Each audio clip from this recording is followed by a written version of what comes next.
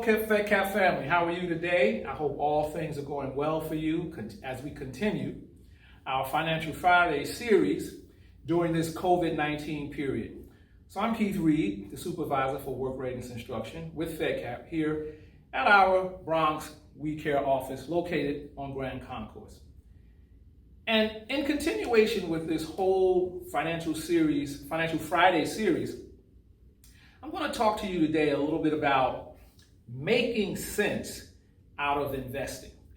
That's a big issue for a lot of customers. How do I make sense? And that's something I get from a lot of people who ask me about investment. Full disclosure, so for 7 years, I was in the financial services sector as a sales rep. So I still to this day get a lot of questions from clients, former clients, future clients maybe, but I get a lot of questions from my colleagues at FedCap as well on how do I make sense of what I should be investing in. So I had a mentor tell me many years ago that the human eye can see an array of colors. I mean, so many colors, we can't even remember how many colors we can see. The human eye can see many, many different shades of many, many different colors. But basically, the color spectrum that we can see in is based on a foundation of only three things. And those three things are basically three colors. And that would be red, blue, and yellow. Most colors, all colors are built on that foundation, believe it or not. Those three colors, red, blue, and yellow. Well, ladies and gentlemen, investing is not unlike that, except there are two spectrums. The ownership spectrum of investing and the lender's spectrum of investing. So let's cover the lender's spectrum of investment first. In 2002, if I invested, say, $5,000 to pay for 1 year of college, and if I invested that in a certificate of deposit or treasury notes from the United States government, right, or municipal bonds, those three vehicles, treasury notes or certificate of deposit or municipal bonds, will pay you a certain rate of return over a certain period of time. And they pretty much can guarantee your return of your principal, which is the original investment amount, plus a fixed amount of interest to be earned over a certain period of time. In this case, say 4% yield over a certain period of time. So that's what happens when you buy a bond or a certificate of deposit, also known as a CD. You, the customer, are lending the institution your money in return for getting your principal back and also a certain degree of interest back over time. So that's what I mean when I say you're a lending investor. You're loaning an institution your money, and they're investing it in the market and promising you to return your original amount and return to you some interest too. So if you go back 18 years, let's take an 18-year period. If you go back 18 years to 2002 and you bought municipal bonds, treasury notes, United States treasury notes, or you invested in a CD, they would promise you over, say, an 18-year period of time, a certain degree of interest to be returned to you for investing with them. So in 2002, that would have been somewhere around 4%. So you take, say, $5,000. Let's keep the numbers easy to manage and simple.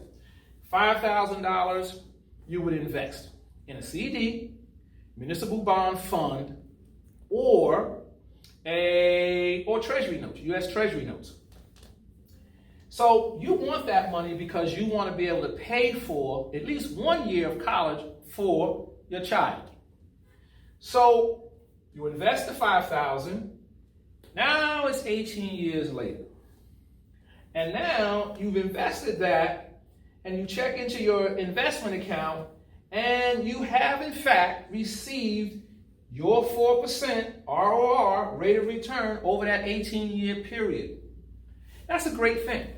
There's nothing wrong with it whatsoever. Again, we're here today to make investing simple for you. We want you to understand how to do it. So we're going to start off with the lender type investor, and then we'll move to the owner type investor.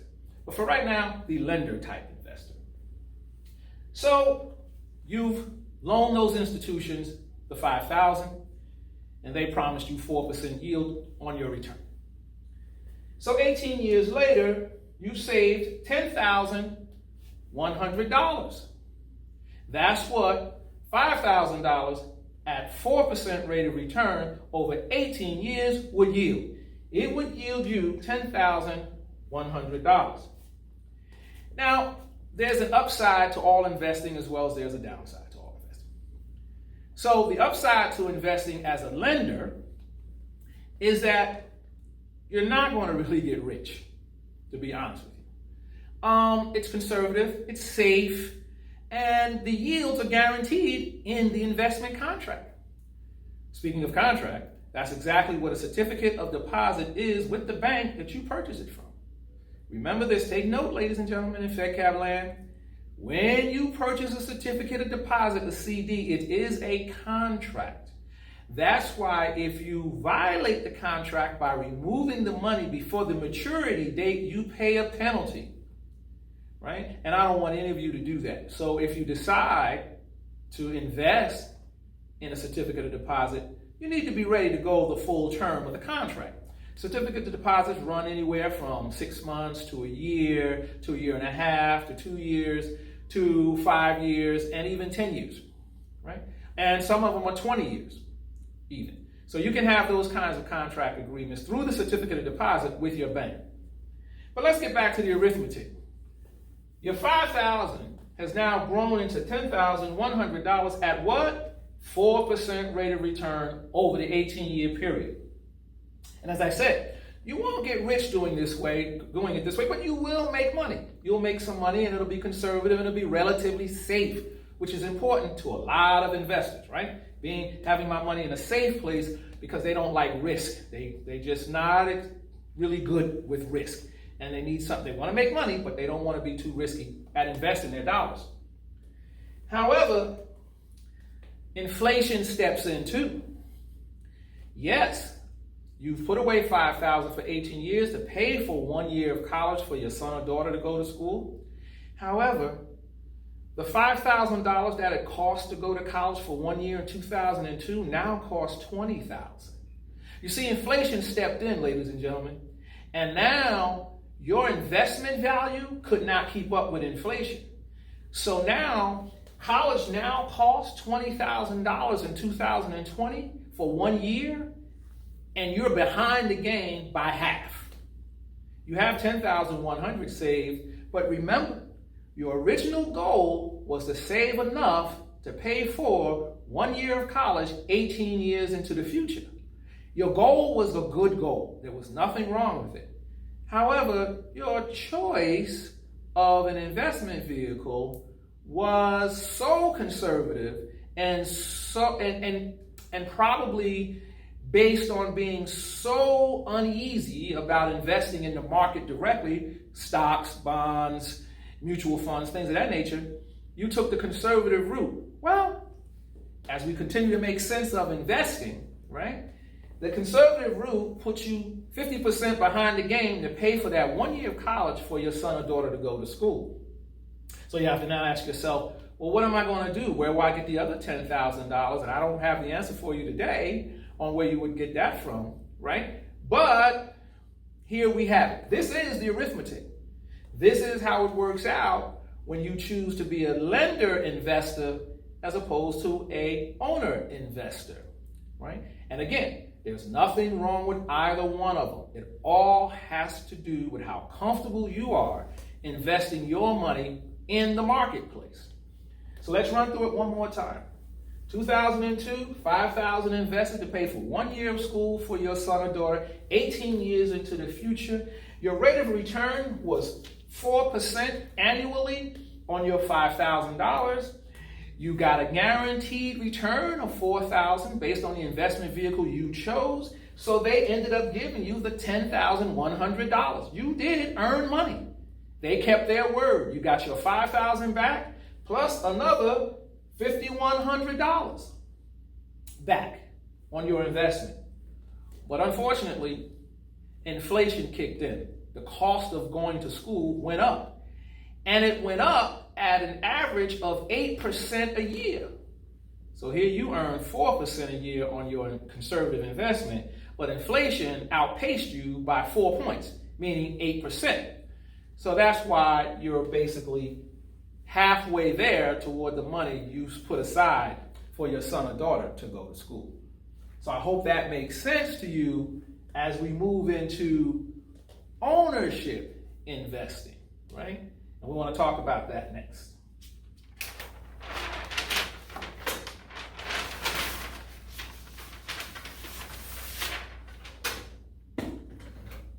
So we have ownership investing now.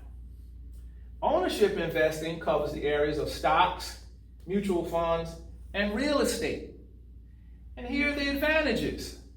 If you are an owner investor, now when you buy stock in a corporation, you own a piece of the company. And you're entitled to earn income based on the profits the company makes on every year. So, how do you earn? You earn by being paid dividends by the corporation and by the appreciation value of your stock. So, if a stock costs, I have one for you. Netflix cost about $27 when it first started. And Netflix is way past that now, over $100 per share, right? So the appreciation of Netflix stock, say from 2010 or 2011 to now, has been quite appreciable. That's what I mean when I say appreciation. So dividends are payments to a stockholder based on how much stock you own. That's how big your dividend check will be. And it's based on how much profit the corporation has to share with its shareholders, which are the stockholders.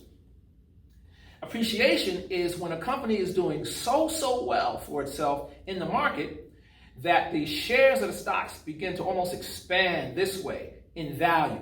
And that's what we call stock appreciation value. So you make money two ways, and you're making this money actually while you sleep, right? That's always a good way to earn money too, while you sleep. Your second is mutual fund share ownership. So mutual funds, a big pool of money and stocks and bonds and, well, just primarily money, stocks, and bonds are in a mutual fund, right? So, but how you earn your money from mutual funds is that you have to buy shares of the fund, right? That's how you get a return on your investment, when you buy shares in a mutual fund. Unlike stocks, which you have to buy individually, in a mutual fund which has stocks in it, bonds in it, right? And other kinds of vehicles, investment vehicles in it, even CDs are part of mutual funds, right? You have to actually buy shares of the mutual fund. So when a person tells you they have a mutual fund, they actually own shares of the total fund. And the shares you have actually will be determined by how much you invest. The more you invest, the more shares you own, right? So in a mutual fund, you earn interest on your investment. But also, there's a degree of appreciation, stock appreciation value going on with a mutual fund too. You can actually get paid interest on the mutual fund, but you can earn income also by the stock appreciation value in the fund. Because just like an individual stock expands, what if that individual stock you bought individually happened to also be in the mutual fund that you bought shares in? So now if you own General Motors individual stock shares and they're expanding, but General Motors is also a part of a mutual fund, if their shares are in it, then when that expands to the stock individual level, it will also expand at the mutual fund level. So if you own both, then you'll make money 2 times, right? And you'll be paid interest from the mutual fund, right? As long as you own shares in that fund. But what about another type of appreciation value? Real estate. How?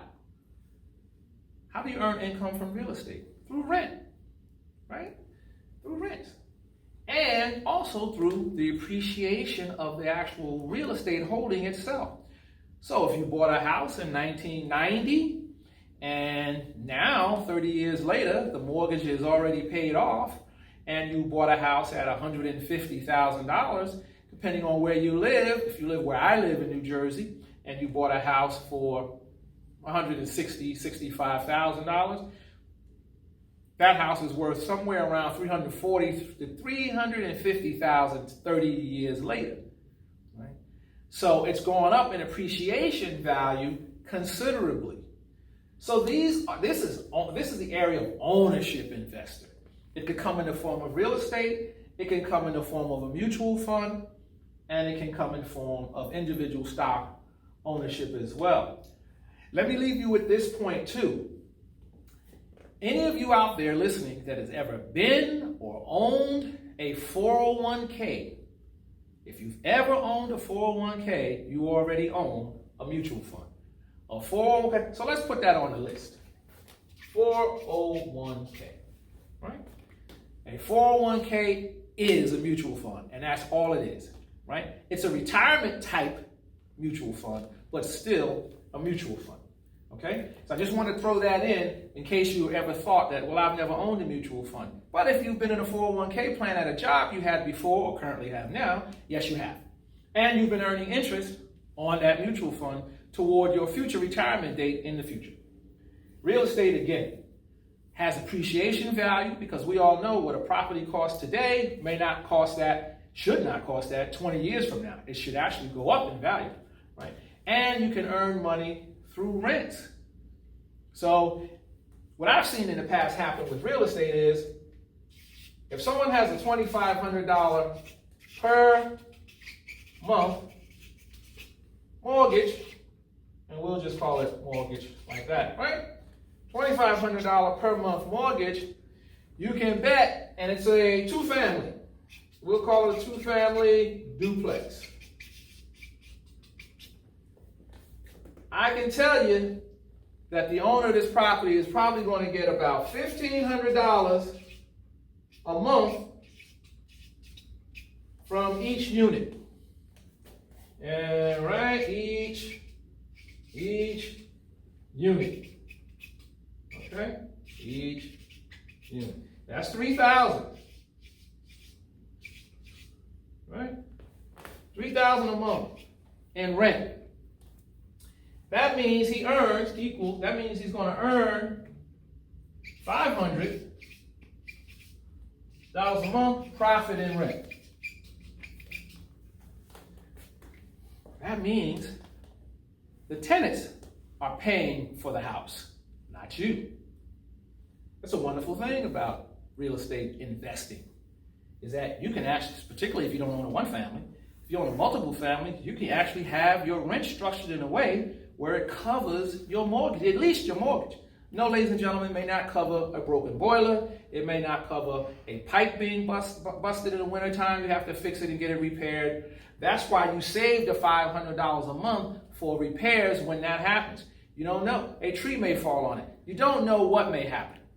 But if you're earning $500 a month in passive income from your real estate investment, that's pretty good. And you've structured your mortgage and your rent in such a way the tenants pay for the house for you.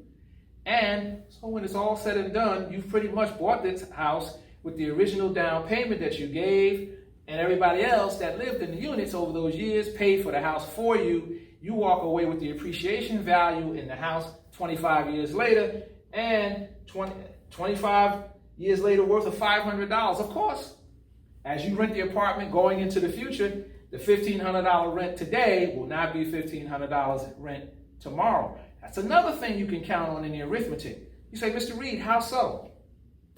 If you built the original mortgage on $2,500, around $1,500 a month in rent, this is a constant figure for 30 years. So when this rent goes up to $1,600 a month and $1,600 for each unit, that's $3,200 a month in rent. Now you're $700 ahead. You really can't lose, right? So those are the kinds of investments that you do when you make a decision to be an owner investor. There is nothing wrong with being a lender investor. It's a good thing to do also, right? But there's also nothing wrong with being an owner investor, right? Now, let's talk just a little bit more about owner investor. There is a downside. You see, when the market goes crazy, like it did in 2008, stock values go down. And in 2010, property values were in the toilet. So from time to time, the American economy goes through certain gyrations where everything I've discussed before actually can go right out the window. Because if the economy goes this way, then all the stock values go this way.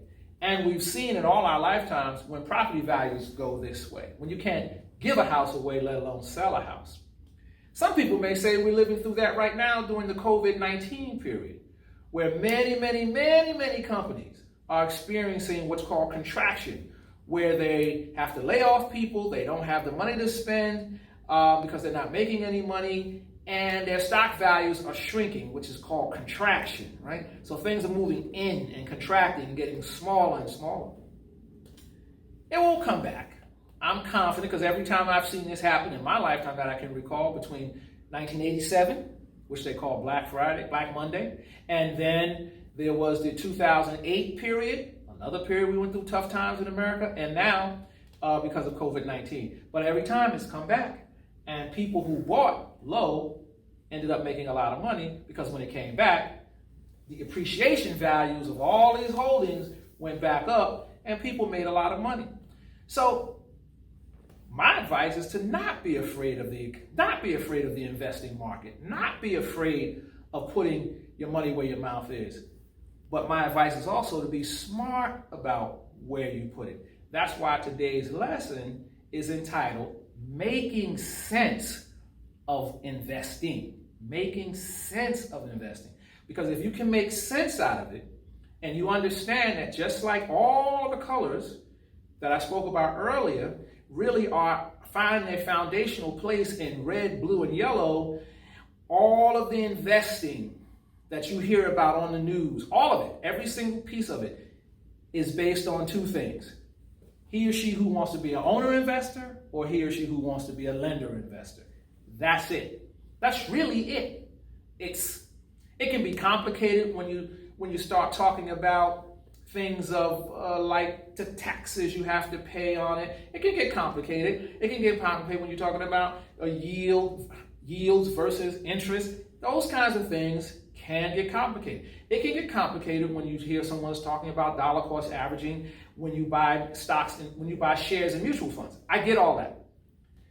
But you can still learn those things, you can still research those things, you can still study those things and become an informed investor, which will then help you make sense of which kind of investor you want to be. Frankly, I want you all to be both. I want you to be an owner investor and I want you to be a lender investor. It's a good place to have your money spread out so when things happen in the economy like this, you don't take such a beating. All right? So that's pretty much it today for our lesson on Financial Friday. Again, I'm Keith Reed, the supervisor for Work Readiness Instruction here at our Bronx Grand Concourse location in our We Care program.